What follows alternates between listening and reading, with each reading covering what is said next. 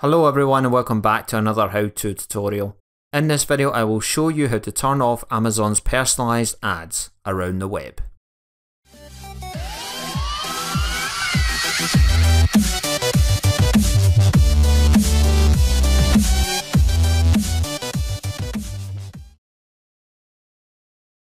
The first thing to do is sign into your Amazon account. Click Accounts and Lists at the top right. Click Accounts. Scroll down to Email Alerts, Messages and Ads section. Click Advertising Preferences. In the Submit Your Preference box, choose Do Not Show Me Interest-Based Ads provided by Amazon. And then click Submit. Now, an important note before the end of this video.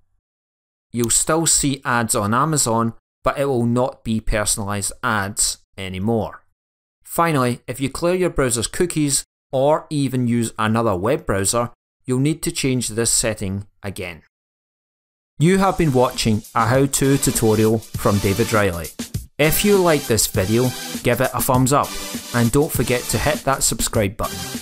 To receive notifications about every new video, you can also turn on the notifications bell by clicking or tapping it. You can also leave a comment down below. Your ideas and suggestions are always welcome. Until the next time, take care everyone.